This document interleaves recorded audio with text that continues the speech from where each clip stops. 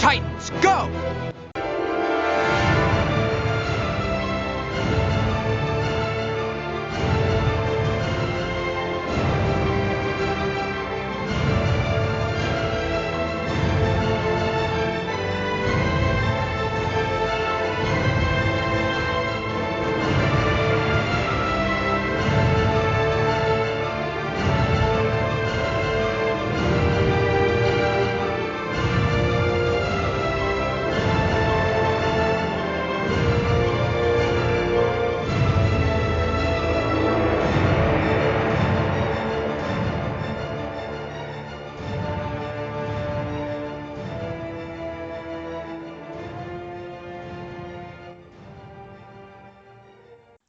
Hello again, everyone.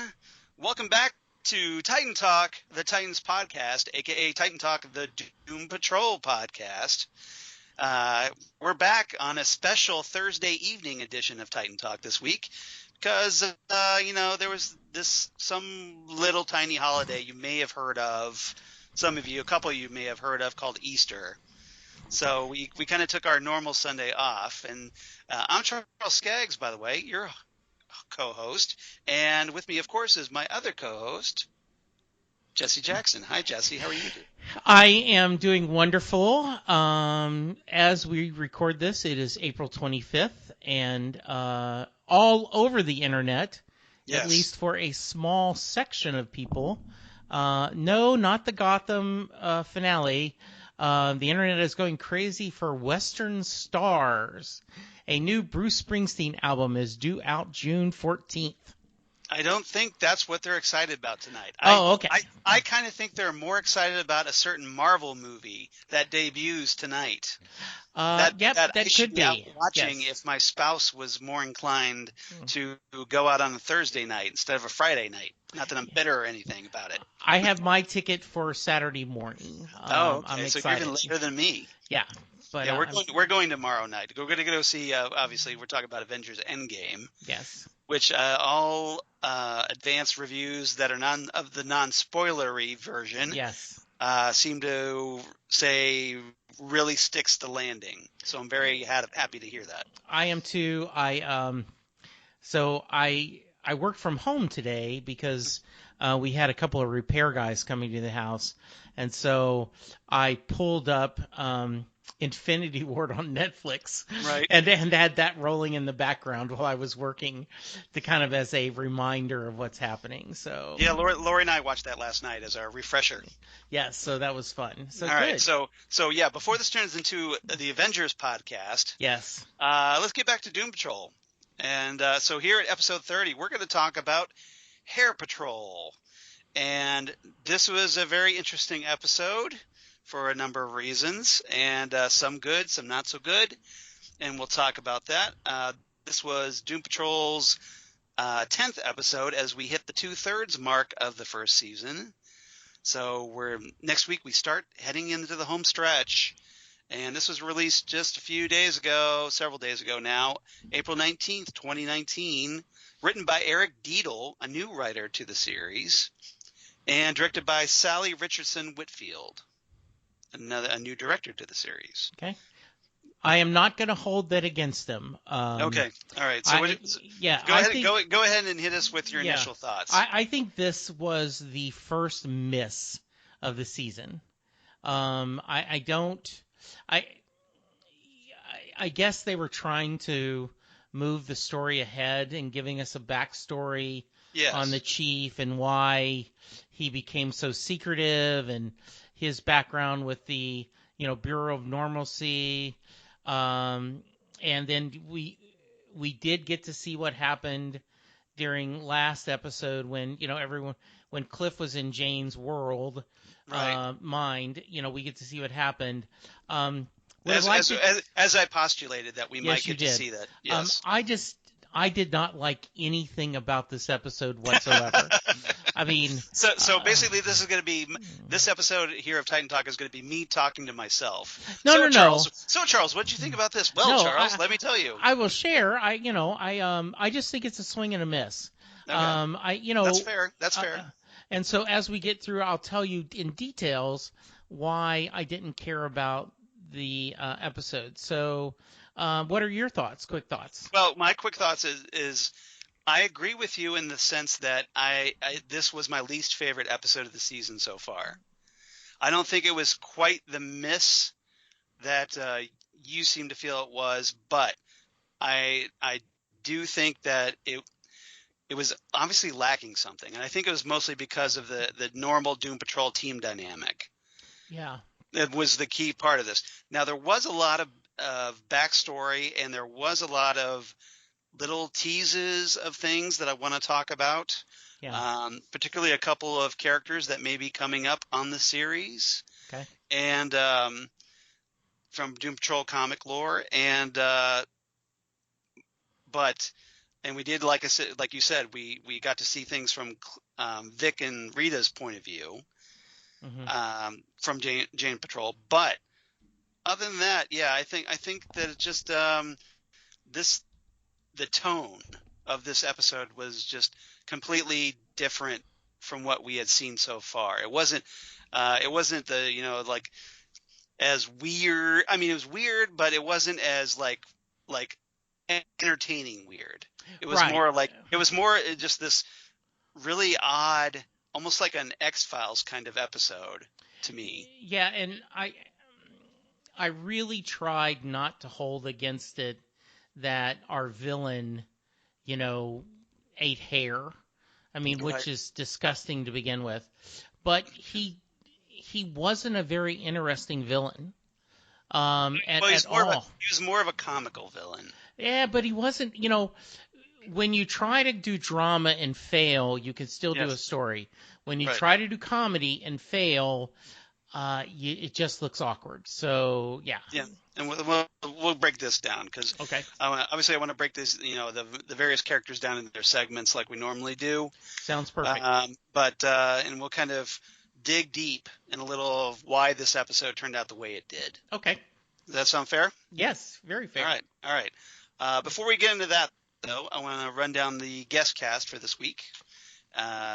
First off, we had Max Martini, who played Alistair, the Niles's hunting friend, ally at the beginning of the series, or the beginning of the episode. The one that ultimately falls through the ice at the end. He's notable because if you saw the movie Pacific Rim, that Guillermo del Toro movie, which is awesome, where you had all kinds of cool mecha robots, giant mecha robots. He played a character named Herc Hansen. He was that kind of the father of the father-son duo, the Australian father-son duo in that movie. And so he was a very cool character in that movie. And so it's kind of cool to see him here. He's also been on episodes of 24 and Revenge. So I thought I'd mention that. Small part on Castle.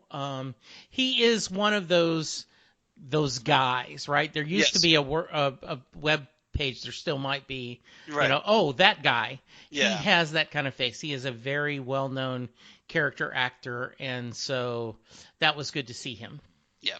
I really did like him in Pacific Rim, though. Yeah. Tommy Snider, who played the Beard Hunter, a.k.a. Ernest Franklin. He's been in the movies Dumb and Dumber 2. He was on an episode of Veronica Mars and episodes of Arrested Development. So he obviously has a more comedic background.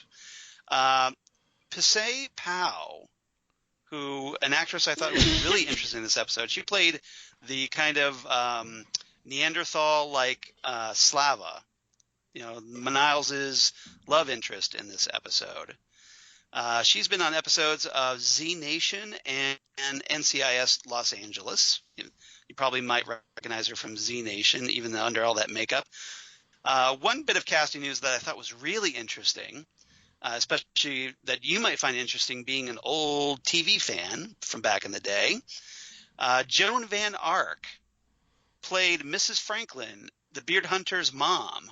She did the voice. Very nice. I did not know that. If you're familiar with Joan Van Ark, you probably know her from way back in the 70s as Val Ewing on the Dallas spinoff Knots Landing. She was obviously on Dallas, and then they spun the characters off into Knots Landing, the spinoff series. Yes, she was married to the black sheep brother. That the black sheep of the Ewing clan. Yes, the other brother that wasn't Gary, Bobby or JR. I think it was Gary. Yes. Yeah, I'm trying to remember. Yeah. I watched Dallas, but I didn't watch Knots Landing. Yeah. So, I figure being from Texas, you might have paid closer attention to that than I have. But Joan Van Ark is kind of she's done a lot of voice work over the years too. And some other comic book series so I want to mention those. She was actually the voice of none other than Jessica Drew, aka Spider-Woman, in the Spider-Woman animated series from back in the 70s, which was or it was like around like the really late 70s or early 80s, somewhere in there. But that was very cool. Yeah, once upon a time, Spider-Woman had her own cartoon show back in the day, and she voiced the lead character. She was also on an episode of the Wonder Woman TV series starring Linda Carter. Oh, very nice. So I thought that was kind of cool. So she's actually does have some comic book background here, but she's done a lot of vocal work. So it kind of made sense, good choice for playing the Beard Hunter's mom, who I thought was kind of funny in a couple places. Yes. April Billingsley, who played the checkout lady, and I use that in quotes, checkout lady. Yeah. Who is essentially who turns out to be, of course, an agent from the Bureau of Normalcy. She's been on episodes of Constantine, The Walking Dead, and The Vampire Diaries, so I thought that was interesting. And, of course, we get the return of Alan Tudyk as Mr. Nobody, who's been gone for a couple episodes. Didn't have anything to say that he's been missing for a couple episodes this time out. So, I'm sorry, I lied, Charles. Yes. Mr. Nobody was good in the episode. Okay, so there was at least one thing you liked in the episode. Yes. Okay. All right. Well, that's something. I guess that's a good start at least. Yes. All right. That's fair. All right. Some trivia I want to run down really quickly. Obviously, the Beard Hunter is one character I want to talk about very quickly as far as background, because this story was very, very loosely based off of Grant Morrison's story, The Beard Hunter, from Doom Patrol Volume 2, number 45, back in 1991, with art by Vince Giorano, for all you comics geeks out there. And in that version, in the comic version, the Beard Hunter is recruited not by the Bureau of Normalcy, but by a group called the Bearded Gentlemen's Club of Metropolis. And they want the Beard Hunter to bring back the chief's beard in revenge for the chief calling them lunatics, which they were. And the chief wanted nothing to do with this group, and the group decided to get revenge by sending the Beard Hunter after the chief's beard. The Beard Hunter ends up attacking the chief in the supermarket in the issue. So it's kind of like a one-on-one standoff between the Beard Hunter and the chief, who is crippled, obviously, paralyzed. But the chief takes him out using wiring from a refrigerated display unit and electrifying a sheet of aluminum foil hidden underneath cornflakes that the Beard Hunter steps on. So he gets a shock and knocked out. And the chief just kind of waits for the authorities to show up eating chocolate bars in the meantime. That's how the issue ends. So if you weren't as impressed with this episode, check out the comic. You might like it better. Okay. But highly recommend it. So I just thought I'd mention that before we get started. Okay. All right. And obviously we're going to talk about the Beard Hunter more, probably to Jesse's chagrin, but we're going to talk about the Beard Hunter.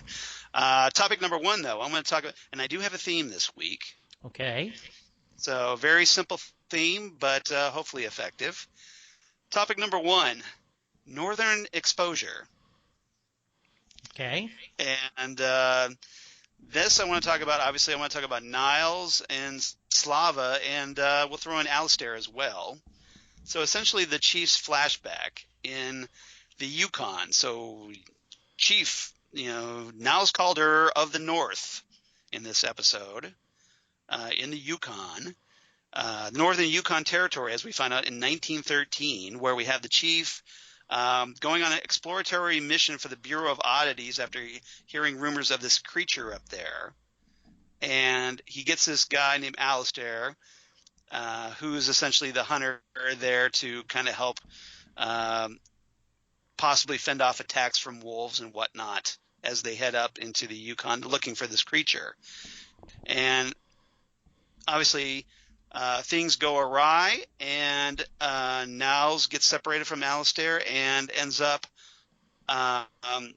being taken care of by this rather primitive Neanderthal-like woman named Slava. So, Jesse, as I tread into this trepidatiously, what are your thoughts on this segment? So, the three people who listen to Sports Radio 1310, The Ticket, will get this joke. Boring! I just did not care. I didn't care whatsoever. The chief trying to talk to him. Oh, I'm not like that. I'm a hunter. And oh, I just need some warmth. I didn't care. They ended up finding romance and he's all happy. I just thought it was truly boring and one of the worst backstories I've ever seen. Okay. All right. Well, don't hold back. I won't. All right.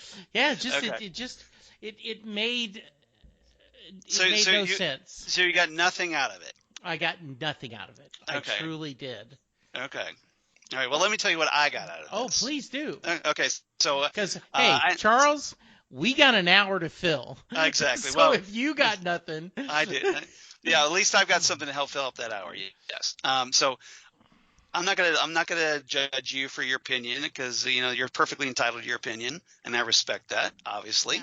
Yeah. My take on this whole segment, though, Niles, we get this backstory of his connection to the Bureau of Oddities, and it turns into this whole thing of self-discovery, as he mentions in the episode, where he's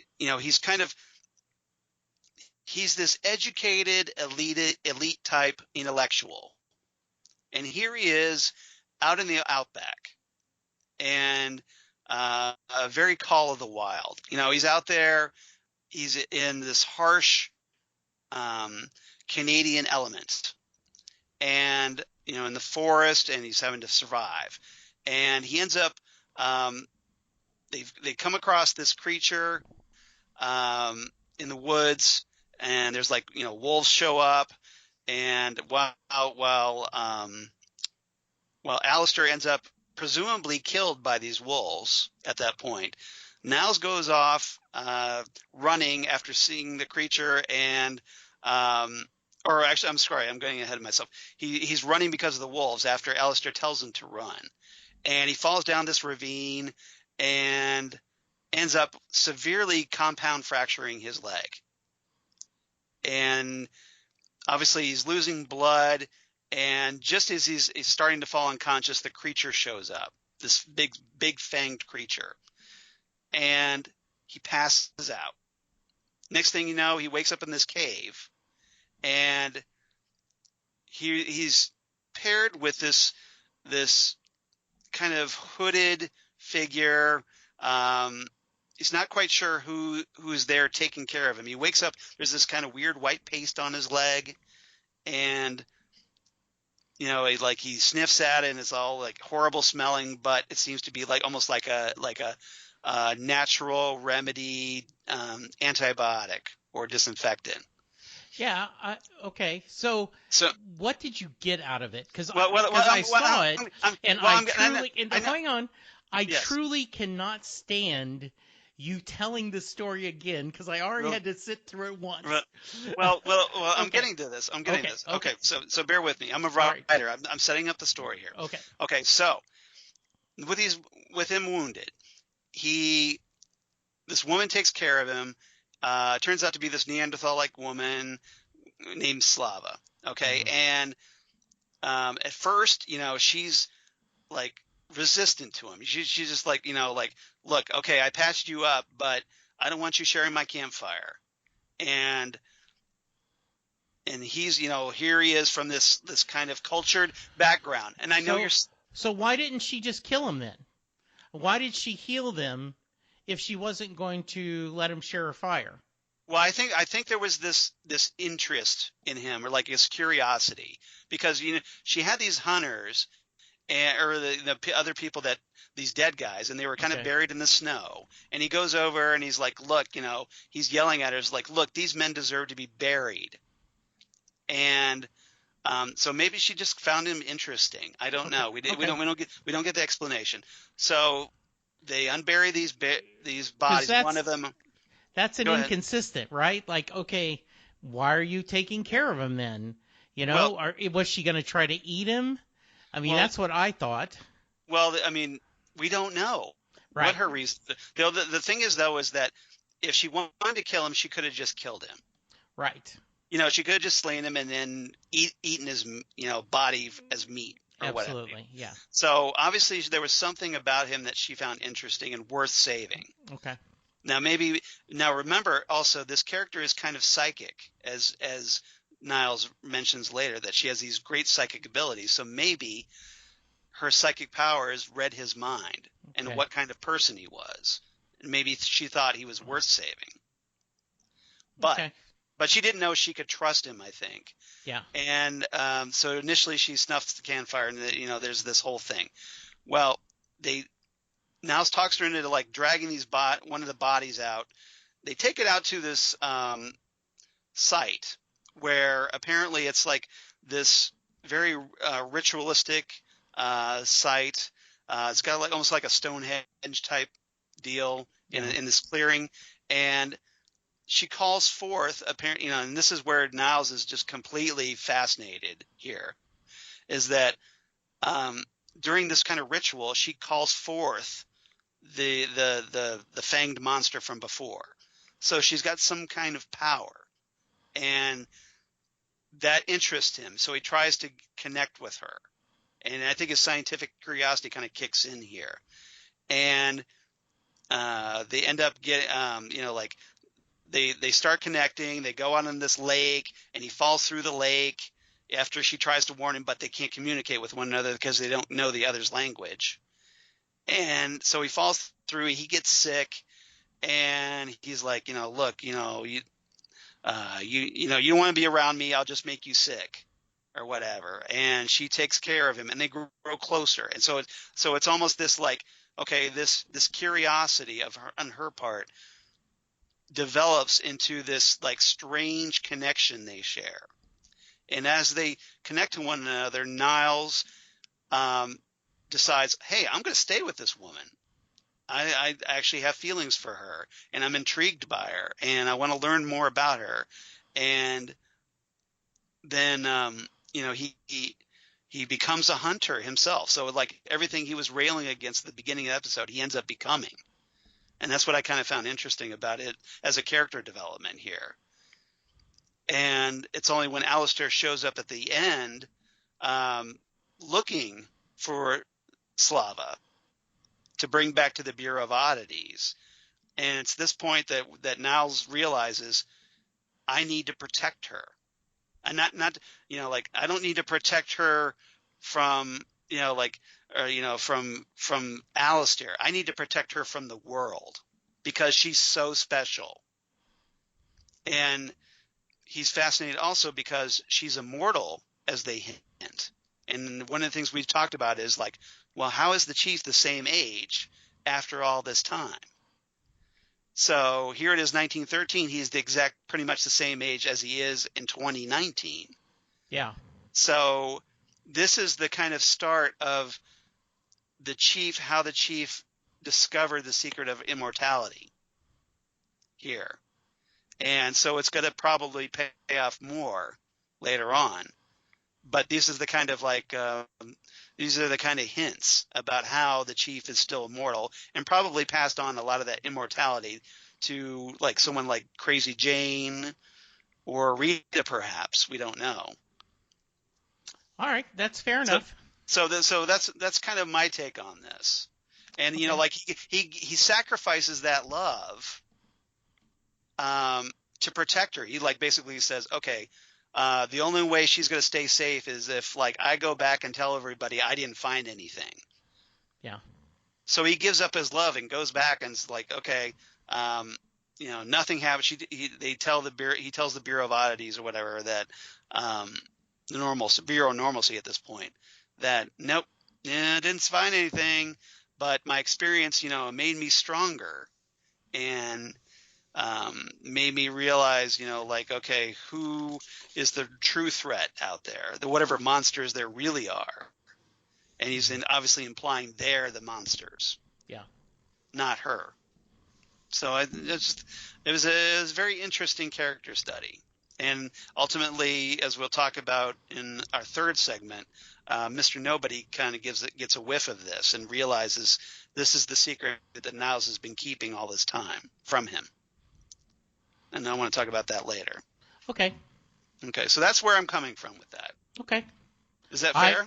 I respect your opinion. I just don't agree with it. Okay. Yeah. You don't think, like, all that I got out of it, you just like, meh. Well, and I don't want to have a debate, but your explanation was basically retelling the story. Well, hang on. And really what you said is we got to see his backstory. We got to see a little bit of a data on why he might be, how he got to be immortal. He chose giving up his love to go back to keep her safe. Okay. Right. I don't find that interesting. You don't find that interesting that he gave up his love to protect her? No, I don't at all. Okay. Because they had you're just zero. They had you're zero just chemistry. Heartless. You're heartless, aren't you? Zero chemistry. I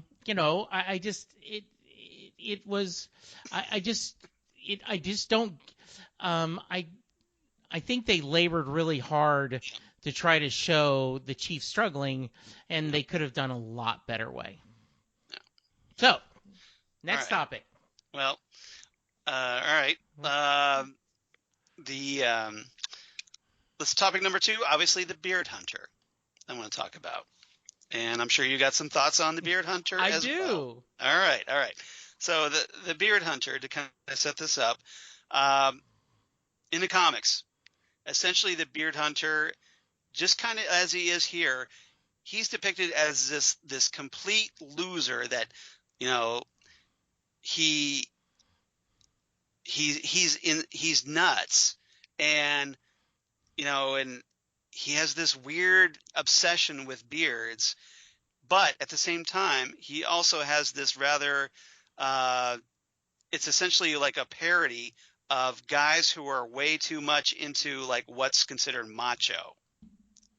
And because in here the beard hunter, like he's when we first are introduced to him, he's living in his mom's basement, and on the TV are male models going down a runway, and there's all this grooming stuff, and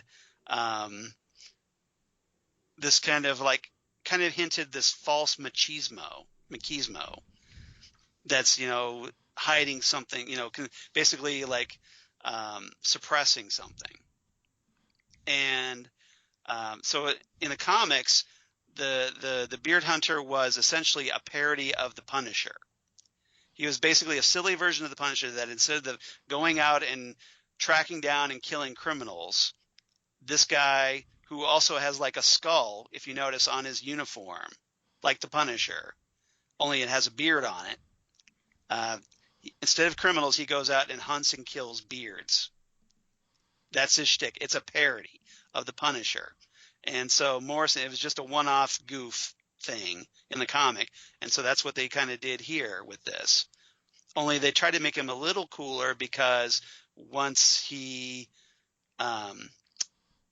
swallows in that horrible glob of beard hair from the sink of the chief's beard, and then also he gets a hold of Cyborg's, one of Cyborg's beard hairs. He's like somehow connected to the universe and can use that. Again, it's a very offbeat Doom Patrol villain here. Yeah, he's connected to them, and he can kind of feel their essence, and he knows their thoughts, and they show that when he's like one with the beard force. Yeah, and so because of that, he was able to not get touched by Cyborg because right. he kind of knows what Cyborg's going to do beforehand. Yeah. It's almost like this weird, like the Force, essentially, like this whole connection to the universe. Because he's connected to the Cyborg, he can anticipate Cyborg's moves. Cyborg tries to punch him, and he just kind of weaves and dodges all Neo-like, like Neo in the Matrix. Yeah. And Cyborg can't touch him. Yeah, and I assume. So it's just this weird, like, passive way of fighting here. Yeah, and I guess the idea, right, is that because he's because of the beard gives him his superpowers, right. He knows. That's very interesting. Right. That it was a Punisher parody because right. I didn't get that at all. Well, because with all the weapons and just this total like overblown machismo. Didn't get that at all. Yeah, you're not big on subtext, I've realized. No. I mean, I love subtext, but Charles, I'm telling you, there's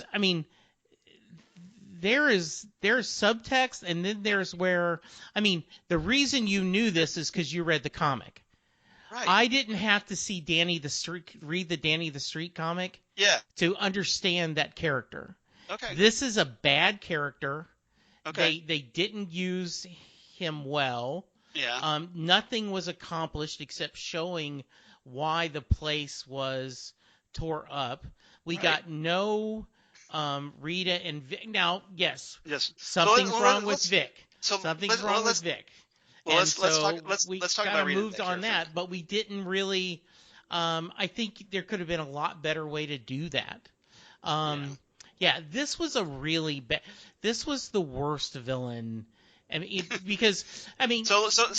the whole thing when Ernest is rushing home to get his gear after getting recruited by the Bureau of Normalcy, and they're playing Frank Stallone's song from Far From Over from the 1983 movie Staying Alive. That whole cheesy, like, remember that cheesy sequel to the Saturday Night Fever? Mm-hmm. You familiar with that at all? Sure.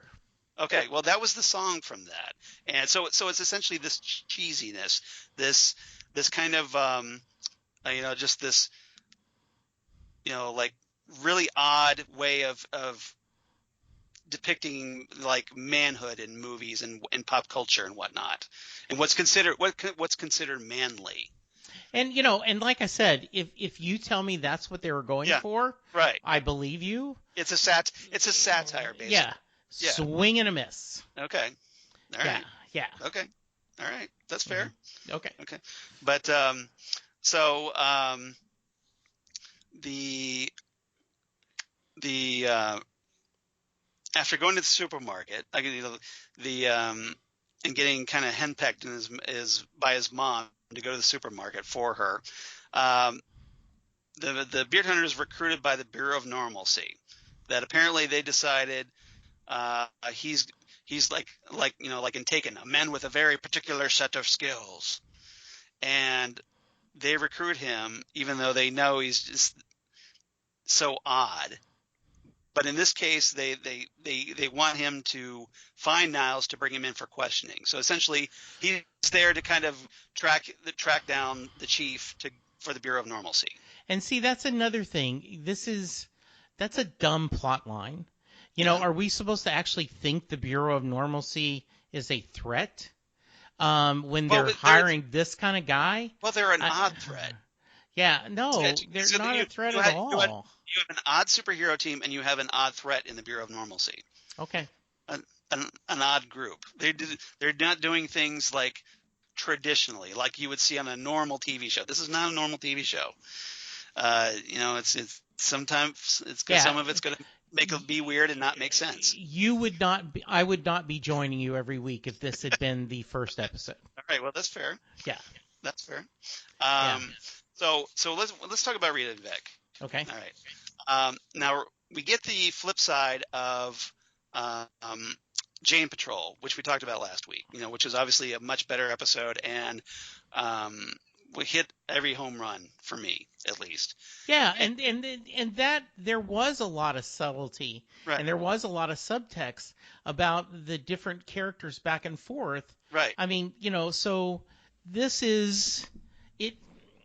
I don't know. I mean, it's obviously, I agree with you. It's not nowhere near as good as Jane Patrol was, but it was just its own thing. Yeah. I think they tried something. It's a different type of story. Yeah. I think they tried something and it just didn't work. Yeah. And I'm not going to hold that against the rookie writer, because he may have he could try again. Yeah.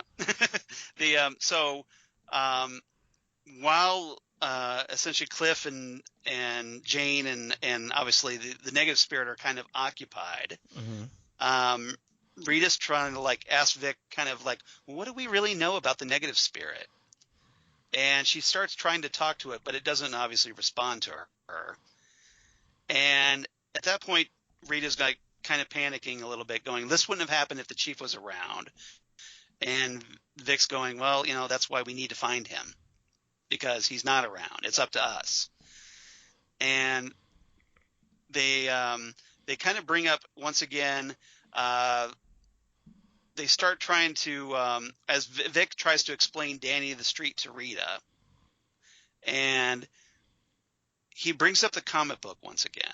And this is that copy of My Greatest Adventure number 51 from 1961 that we talked about when we talked about Danny Patrol.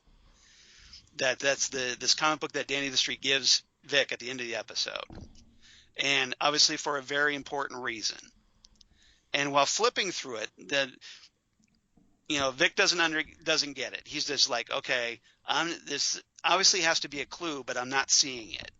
So Rita grabs this and starts flipping through it, and she goes like, that hunky muscle man from that normally appears in advertisements in the comic book is missing. It's almost like, she says, it's almost like he just walked right out of the comic book.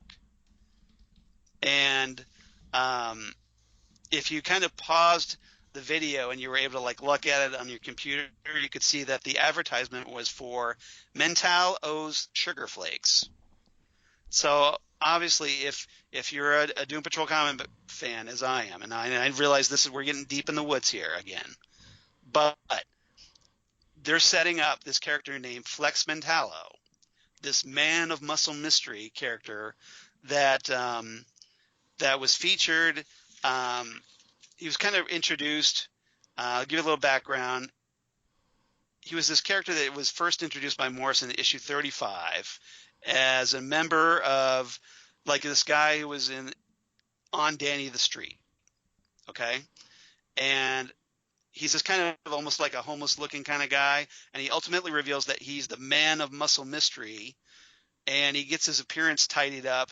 And essentially what he's revealed as is a parody of those old Charles Atlas muscle guy ads that from comic books back in the day. You probably remember seeing them. Sure. That kind of sure. the man that made or that. Yeah, the sand thrown in his face, and I remember that. You got the 98-pound weakling getting the crap kicked out of him, and then he takes Charles Atlas's course, and he comes back as this big muscle guy. Mm-hmm. And it's he has this thing, hero of the beach, and he saved the day from this bully on the beach by kicking his ass and punching him out. And so Flex Mentallo is essentially a parody of that character that stands there in those big leopard skin briefs. Mm-hmm. And Morrison turned that that insult that made a man out of that guy. Well, Morrison was so fascinated with that, he kind of turned it into an actual comic book character called Flex Mentallo. A real life Stretch Armstrong, so to speak, right? Kind of, but he doesn't have Stretch Armstrong powers. Okay. He's just he's got weird, he can do all kinds of he's got super strength or telekinesis or something because of his muscle powers. And so again, it's more of a kind of a parody a little bit, but they're obviously teasing that character, so stay tuned. Well, see, I bet that would be exciting for you because you know that comic. So yes, that I'm sure was something cool for you to see. Exactly. So that's kind of my point, is that, yeah, I got more out of it obviously than you did, because of reading the comics, I kind of get where what they're setting up here. But see, they could have set that up without Hair Boy showing up. Well, I think there's a reason for that too. And you mean the Beard Hunter guy? Yeah. Well, that's again, it's a character from the Doom Patrol comics. They featured him. Yeah. You know, the guy, one of the characters that you never thought would get an episode of TV ever. Well, here he is.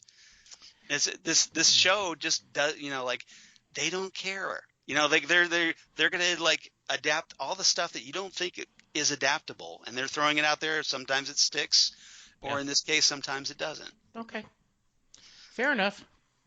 But so they're obviously teasing that character, and the Beard Hunter, they face him, and Vic is obviously having problems. You talked about that.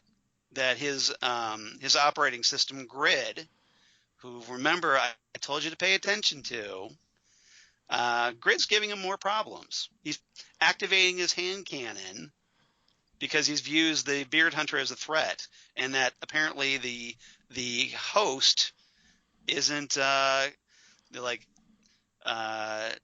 capable of dealing with this threat. So Grid has decided, hey, I'm going to take over your body and take care of the threat myself.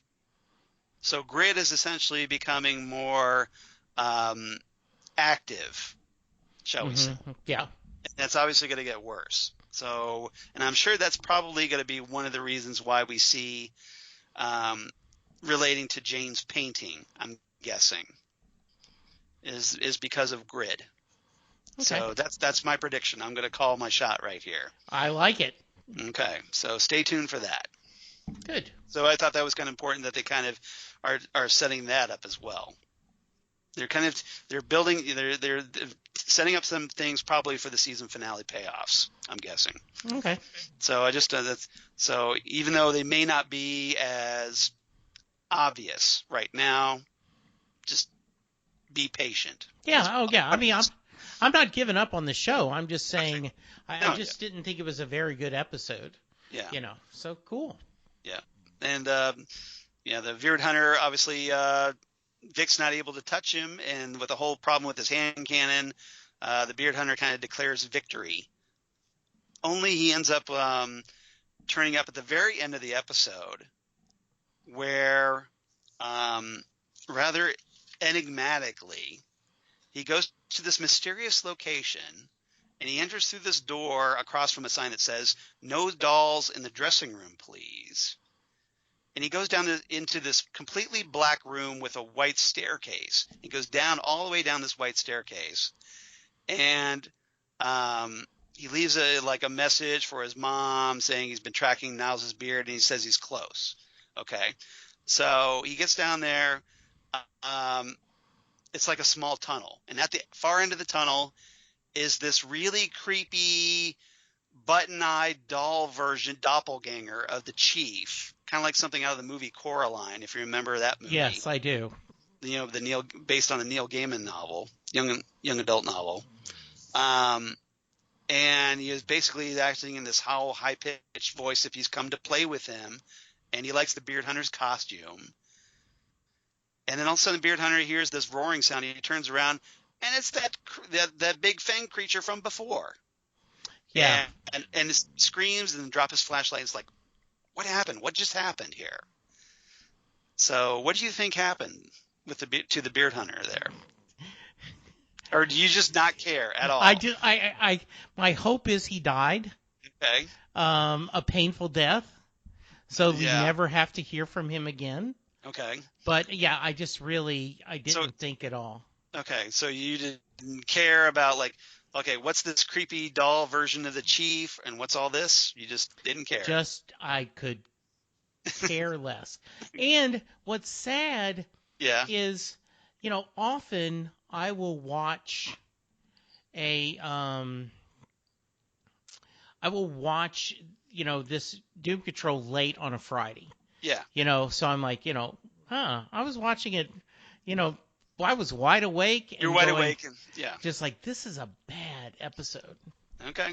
Yeah, I mean, it left me with no questions. As far as I'm concerned, and this may come back and bite me, but my guess, you could. In fact, I promise, if I ever rewatch this season, I will skip this episode. Okay, well, that's fair. And I think there's nothing. They did nothing to gain anything on telling the story. Okay. Well, hopefully something will happen later on to change your mind. Okay. Okay. We'll find out. Okay.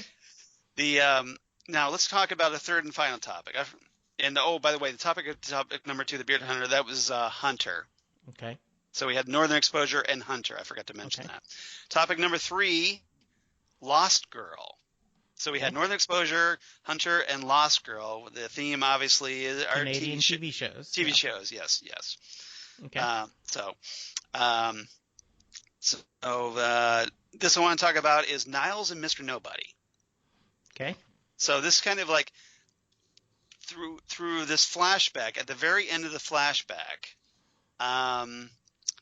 that after Niles makes his report to the Bureau of Normalcy, he gets applause from the Bureau, and then all of a sudden you hear the slow hand clapping of Mr. Nobody.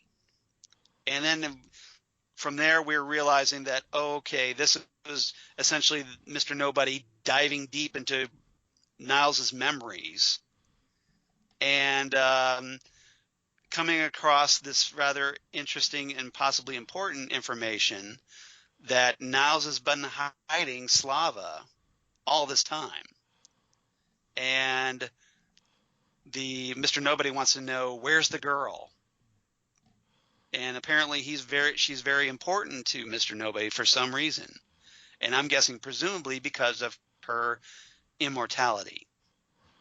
Yeah, I assume that, though it appears Mr. Nobody is already immortal. Right. So, yeah, I'm not sure why it's important.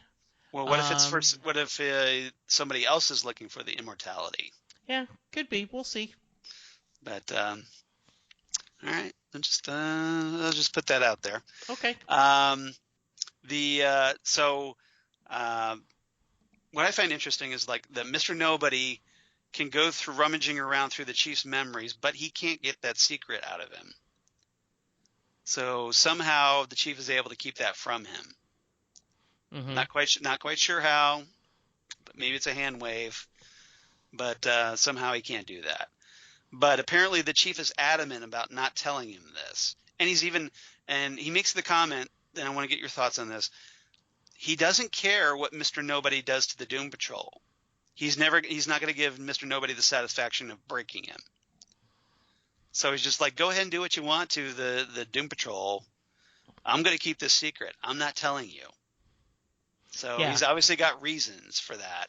And what do you think of him willing to sacrifice his team for that? Well, secret? That's what little bit we know. That's so the chief. Yeah, it's very consistent. we very established that early when they visited the original Doom Patrol, kind of in their old folks' home, and he's ignored them, and Jane was all upset about that. So it's just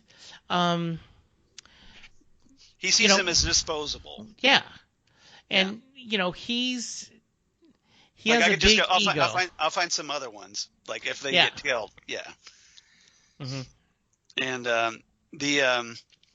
how's it here? That and this is after Mr. Nobody even goes, hey, look, all you have to do is just tell me where the girl is, and all this goes away. You get to go back home. Your group is safe. Everybody's good. I just want to know where this girl is.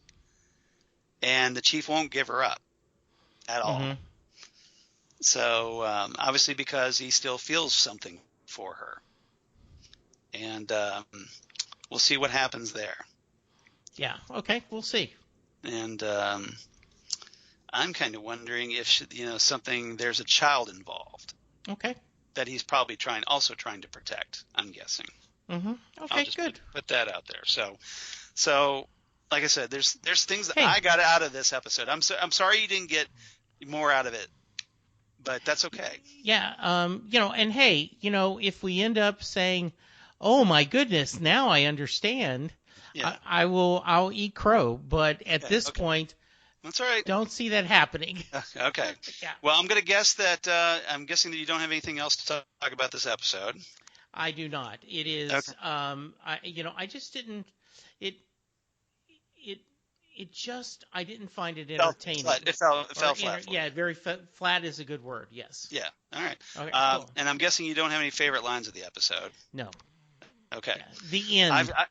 The end. The end was your favorite part of the episode. Yeah. All right. Well, I actually do have some favorite lines. Good. I thought there were some very funny lines in this. Mostly a lot because with the beard hunter and his mom. One of the lines was Mrs. Franklin's yelling down to Ernest in the basement.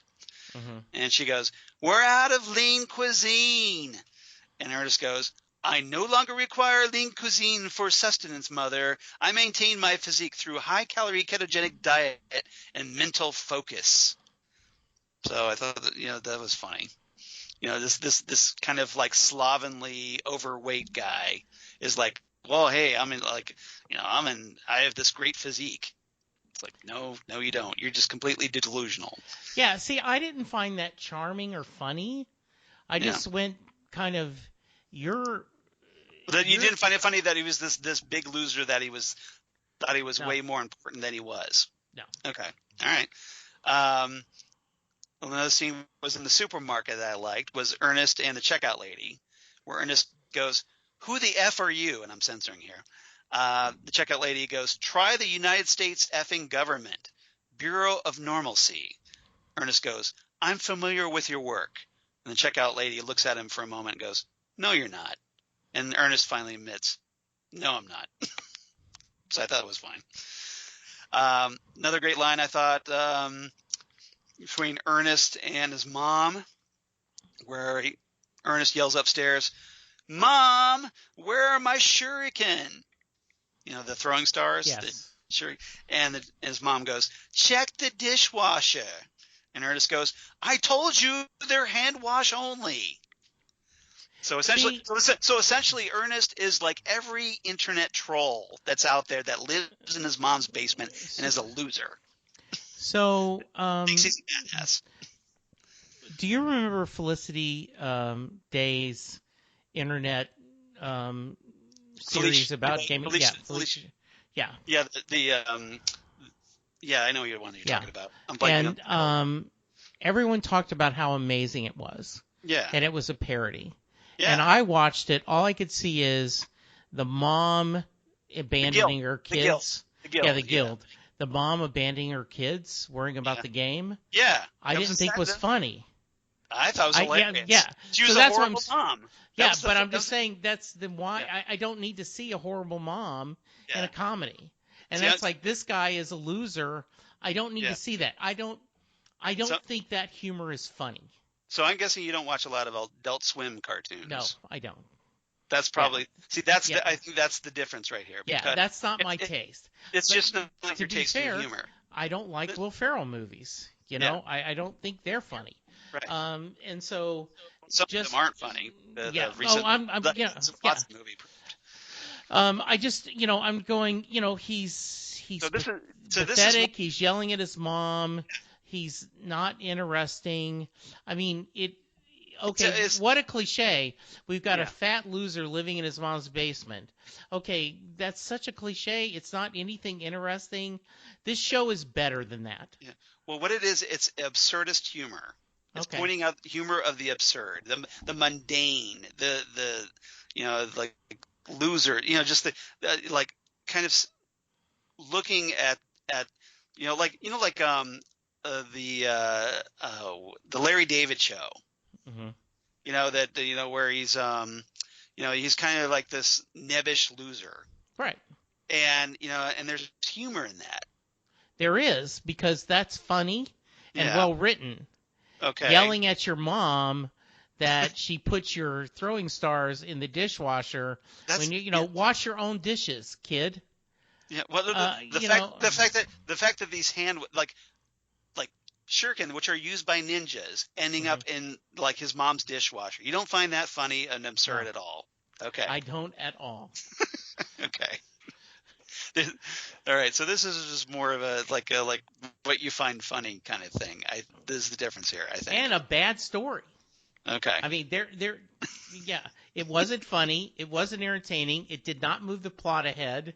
I'm going to give it 5 out of 10 just to be generous. Okay. And I'm not even going to give it a something is how bad I think of this episode. Okay. I'm just giving it, I hated this episode. Obviously. Yeah. All right. Well, welcome back, Captain Grumpy. Yes, indeed. So how about you? What would you give it? All right. Well, I guess I'll skip the rest of my quotes. Please. We're running long. No, I'm saying please do not give them because they're horrible. Okay. All right. Okay. All right. My episode rating is 8 out of 10. Bushy beards. You are kidding me, Charles. Yeah. You giving this episode an 80%? 8. Yeah, I am. God. I am, because for one thing, I was really fascinated by the Chief's story, and like I was invested in the fact that he fell in love and is doing all this to protect, even though it's this hairy creature, this hairy woman. Maybe it's just like I'm not so hung up on looks, but I appreciated the love story in that, and the fact that it's kind of driving his real secret motivation here. After 5 years of podcasting, yeah, it's like I don't even know you at all. Just picking at you with love, Charles. I am so happy you liked it. I really thought you were going to give it. I thought you were going to give it a 7. I thought you were going to give it a 7. I actually was going to give it a 7, but after going through it again, and I was like, well, maybe this episode's better than I thought it was. So I give it an 8. I bumped it up. Good for you. Just out of spite. No, just kidding. I should give it a 4 then. Because after you talk about it, I hated it worse than I thought. But 8 bushy beards. So, okay, we've got to have someone all right. So say, are they on Charles' side or Jesse's side? We want to hear that, right? Or, if you got your own side, that's cool too. I'm cool with that. I don't have any Titans Tower news, so let's just go right into we do have some feedback from Holly from Wisconsin this week. Yay. So welcome back, Holly. She's playing catch up, as it turns out. Okay. So she kind of has a little bit of quick thoughts on Jane Patrol from last week, which she didn't write in for, and also on Hair Patrol this week. Oh, good. So here's Holly's thoughts on this. Hey, Charles and Jesse. Got so busy last week that I didn't have time to send in feedback for the Jane Patrol. I'll keep my thoughts on that one brief. It was nice to see most of all of Jane's other personalities and that they were all banding together to protect her, and I really, really hate Jane's dad. Well, you're really, really supposed to, because he's horrible. Yes, absolutely. He's a horrible excuse for a human being, and you should hate him. And I'd be disappointed if you didn't hate him, because I certainly do. He's definitely deserving of your hatred. As for Hair Patrol, interesting character in the Beard Man. I think she means the Beard Hunter. I also like the fact that we got more backstory on Niles and his past adventures. Still no love lost between him and Mr. Nobody. These episodes didn't disappoint at all, and I'm so glad I gave Doom Patrol a try. I'll wrap it up here. Holly from Wisconsin. Well, you know what? That makes me happy. First off, thank you, Holly, for giving it. Yes, thank you for writing in and checking back in and catching up. It's always great to hear from you, and thanks even more for kind of siding me with me a little bit on that one. Because Charles needs a little love. See, I'm not the only one. You know. I did want to give a shout out. Holly also sent a feedback to Small Council Matters. So it was very cool to see her give a feedback on that as well. That was very nice. I can do that too. Yeah, so that was very cool. Yes, you should. I would love to read your thoughts on that. That, you know what? It makes me happy because I want Doom Patrol to be successful. Yeah. I want people to love it. So actually, a lot of the reactions I saw, because I clicked through the Hair Patrol hashtag, they seem pretty positive about the episode. Good. I am glad. That's why I was kind of surprised. Well, Jesse really hated this episode. That is great news to know, because I like to know that I'm in the minority. I'm not trying to paint you as the outsider here. No, that's okay. Okay. Yeah. I don't mean to make you feel like an outsider. Now, if I do, I apologize. But, no, not at all. Everybody's entitled to their opinion. It's okay. Absolutely. Yeah. It's okay that if Jesse doesn't like it, and it's okay if I do. Yeah, absolutely. No big deal. Everybody's entitled to their opinion on this one. Yeah. Whatever it is. All right. But thank you, Holly. We definitely appreciate it, as always. Absolutely. If you want to be like Holly, and please write in. Let us know whose side of the debate, of the Hair Patrol debate, you've come out on. Or we need that. Yes. Or is there a third side that we're completely missing, both of us? Please write to us at TitanTalkCast@gmail.com. That's TitanTalkCast@gmail.com. Please do that. We'd love to hear from you, and we'll be glad to read your email on the air, just like we did here with Holly. Otherwise, you can reach us at Titan Talkcast on Twitter. That's at Titan Talkcast. Or you can reach us on the Facebook at Titan Talk, the Titans Podcast. Obviously, we'd love to get some more likes there. Like to be able to get enough likes so that we can start awarding top fans. Yeah, like all the cool websites are doing these days. But you have to have like 2,000 likes or something to be able to do that, as I checked into it. Yeah, that'd be great. So, yeah, if we could get those up, we'd start doling those things out like candy. Mm-hmm. So if you want to be a top fan, let's we need to boost up those like totals. Please do so if you're not already. We definitely appreciate it. Or please do that on Twitter as well, because that helps people find us. And also, please go to iTunes and rate and review us. We definitely appreciate that. Yeah, right now we're still at 13 ratings. Okay, well, and 7 reviews. Thank you, all the people that have sent in reviews on that. And if otherwise, if you're so inclined, you use iTunes. Yeah, I definitely appreciate yours as well, and hopefully you're enjoying us here. Yes, on even though we kind of bicker about Hair Patrol. Yes, speaking of. Yeah. A great podcast for all things DC by Holly Max 79. Yeah. 5 stars. Charles and Jesse are a great team with their DC discussions. Always an enjoyable listen, no matter what show and episode they are talking about for the week. Aw, I'm going to blush. That's very sweet. It is very sweet. Thank you, Holly. All right. You're our MVP for the week, Holly. Absolutely. All right. Definitely appreciate you. Otherwise, Jesse, where can they find you on the interwebs? Well, you can tell me how wrong I am by sending me a tweet at Jesse Jackson DFW. I'll like and retweet it if you do. Yes, you will. I also can be reached on Facebook at Jesse Jackson from Louisville, Texas. As we talked about, we'd love to see some people. I may try to do a poll on our Facebook page to say, thumbs up, thumbs down. Okay. Yes. You can hear me, as we talked about. Small Council Matters is the Game of Thrones podcast that I'm on. Our third episode of the season. We had a preseason episode 1, episode 2 should be out shortly. And catch up on those. Yeah, it's been a lot of fun. We've had a good time. 40 Days of Bruce is over, so I'm back to just interviewing Set Listing Bruce. I'm interviewing Bruce Springsteen fans from around the world.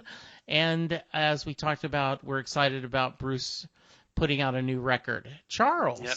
Yeah, you'll probably get another 50 episodes out of that? Exactly. So Charles, how about yourself? As for me, obviously you reach me on the Twitter at Charles Skaggs or at Charles Skaggs on the Instagram. We definitely appreciate that. Facebook, of course, Charles Skaggs in Hilliard, Ohio. And my blog of geeky things. Come on. Damn good coffee. And hot. Damn good coffee and hot, where I talk about all the stuff we talk about here on Titan Talk, including Titans news, Doom Patrol news, any kind of actually posting some stuff on Swamp Thing recently. The first trailer for that came out. Did you happen to see the trailer for that, by the way? I have not seen that yet. It's very, very interesting. It's okay. Obviously, it has a very horror-flavored. James Wan, the guy behind Aquaman, is producing this series, and it has he comes from a very big horror background. So it's got a very good horror flavor to it a little bit, and kind of digging that.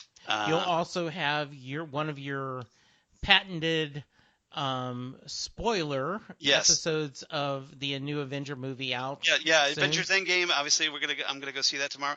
Gonna try and hurry up and get that review out because I know it's gonna be a lot of people looking for that one, and so I'll get that up soon on Damn Good Coffee. I'll try my best. It's gonna be obviously a 3-hour movie. It's gonna be a lot to review, so I gotta type my fingers off. But hopefully it'll be worth it, and hopefully everybody will enjoy that. So, by the way, as we go back to an Avengers discussion, if you Google "when do I go for a bio break," they actually have a couple of suggestions of what's happening on the screen is a good time to go. And pee before the movie, you pee after. It's that simple. Some of us old people can't go 3 hours, Charles, especially with our 32-ounce Diet Coke and popcorn. But anyway, there you go. Just kind of dial that back to maybe a 16-ouncer. I'm looking forward to talking to you. We may have to spend a few minutes talking about this Sunday. We probably will. Because it's just in a few days, so we'll be talking about that. Exactly. Also on Damn Good Coffee, my other podcast that I talk about here on Southgate Media, including, of course, Next Stop Everywhere, the Doctor Who podcast, that where Jesse and I are going to be talking here in a few days. We're going to be talking Dalek, the first appearance of the Daleks in the new era, in the Christopher Eccleston era back in 2005. We're going to be talking about that, and where Jesse gets to talk about the Daleks again, his favorite subject. Well, I won't be grumpy about that one. That's a good one. Really, we picked the episode. Yes. Yeah, exactly. Yeah. I gave you the choice, Yes, so you did. You chose that one, so we're going to talk about that. And recently we had Zan Sprouse, wife of comic book artist Chris Sprouse, my Ghostwood, the Twin Peaks podcast co-host, on just recently here before this one, where we talked the greatest show in the galaxy. Yeah, that was a really good discussion. Also, a couple weeks before that, Christine, who is a fellow member of the Small Council Matters podcast, was on. She's been on a couple times. I really like her. Yeah. You guys, she has a good discussion. I really like her. We have pretty good chemistry, I think. Yeah, I think so too. I think we do pretty well, and I hope Christine thinks so, because I just enjoy talking to her. I think she's fun. She's got some great insights, and I love that. She does. Great conversationalist. Absolutely. And and obviously Ghost with the Twin Peaks podcast, where I talk about all things Twin Peaks, David Lynch, et cetera, with Zan. So if you enjoyed us on Next Stop Everywhere, please check us out on Ghostwood. We definitely appreciate that. So based on your prior knowledge of the comics, and watching the trailer, are they rebounding next week, Charles? Do I have something special to look forward to? Well, next time on Titan Talk, we're going to talk Francis Patrol. I'm not sure what the Francis is referring to. We'll find out. Okay. And that's Frances, Francis, and not Francis. And the premise of this one is, while Larry pays a visit to his long-lost love, Cliff and Rita travel to Gator Country to reconnect with his daughter. So we're going to finally get to see the long-awaited Cliff meeting Clara. Knock on wood. We'll see how that goes. Yeah. At least he's not going alone. He's got Rita with him riding shotgun, so hopefully. And also, Vic worries about his operating systems some more. Okay, so good. Obviously the grid thing's going to ramp up. And again, if you read Jeff Johns' Justice League, you probably know where that's going. Absolutely. Well, good. Right. Well, so that's good or bad. As we head into the third part of our Doom Patrol first season. So good or bad, painful or enjoyable. Hopefully, Charles and I are here. Hopefully, Jesse will give it much higher than a 5 next week. Yeah, remember I moved it to a 4 just out of spite. Okay, hopefully more than a 4. Charles and I are here, and we're going to walk you through it. You can count on us together. 9, so you're good there. Okay. All right. So yeah, even though we're picking on each other, I still love you, Jesse. I love you, Charles. I did want to say I knew that you would have a different take on it. Yep. And so I was looking forward to it a lot. That's okay. That's good because we both had two perspectives. So we kind of like give everybody a little best of both worlds, hopefully. Absolutely. All right, yes. All right. Good and bad. All right. Yes. So everybody come on back next week. We're going to talk Francis Patrol. We'll hopefully find out what that means. And we'll see you next time right here on Titan Talk, the Titans podcast. Goodbye, everybody. Bye.